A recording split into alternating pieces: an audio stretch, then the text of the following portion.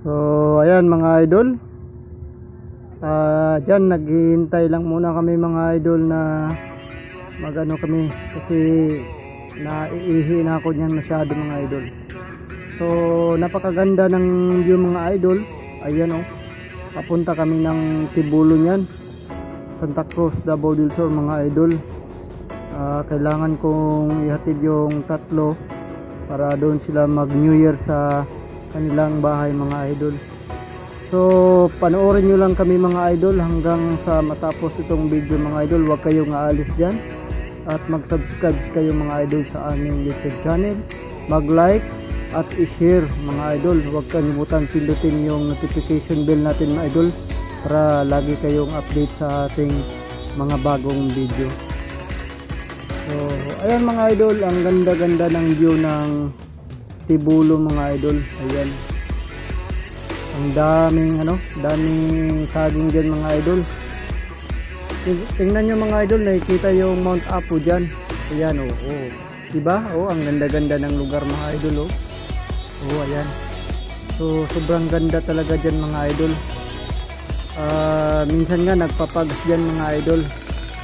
Ayan, malapit na kami mga idol sa pupuntahan namin. Nandyan na kami sa may Kidaran na kami mga idol. Malapit na kami doon sa barangay hall ng Tibulo. Mga ilang minuto na lang mga idol, makakarating na rin tayo dyan. Ayan po yung tribal village nila mga idol, ng mga taga-bawa mga idol. So ayan, dahan-dahan lang yung patakbo natin sa motor mga idol kasi mahirap yung mabilis kasi maraming kurbada mga idol. Baka may kasalubong tayo tapos may karga pa tayong mga bata mga idol. So tingnan nyo mga idol, ang ganda talaga ng paligid mga idol at saka ang ganda-ganda ng daanan. Napakalinis ng kalsada nila mga idol. Ayan magagandang mga bahay nasa bukid mga idol, pero grabe napakaganda ng mga bahay mga idol. Ayan, alam nyo ba mga produkto niyan mga idol, mga gulay, saging, kahit ano dyan mga idol. Ayan, nasa bukid din sila mga idol, pero malalaki yung mga bahay nila mga idol. Yan, ang ganda ng nila, ang ganda ng lugar, napakalamig dyan mga idol. Sobrang lamig dyan, lalo na pag umaga. Ayan yung Mount Apo mga idol, kita nyo yung Mount Apo. Ayan ang ganda-ganda. Tingnan nyo. So ayan mga idol, panoorin nyo lang mga idol. Mag-comment lang kayo mga idol kung gusto nyo to yung video namin mga idol. Ayan So ayan, papunta na kami dyan sa Tibulo mga idol. Malapit na kami dyan. Tingnan nyo, maraming saging mga idol. Ayan, ang daming saging dyan mga idol. Ayan dyan. Grabe ganda ng nila, ganda talaga ng view. Hindi ka talaga magsasawang pumunta dyan mga idol. Ayan ang Camp Lindon.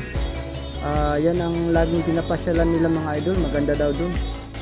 Naku po mga idol, dito ako natatakot mga idol kanina kasi yung motor na ginamit ko mga idol, walang brake. Naputol yung brake kaya nag-ano na lang ako mga idol, nag-engine brake na lang ako yan. So grabing kaba ko yan mga idol kasi kita nyo naman mga idol ayan, bangin yung nasa kilid. Ako mahirap mga idol, baka mapunta tayo sa may bangin. Kita nyo, ayan mga idol, ganda-ganda ng tingnan.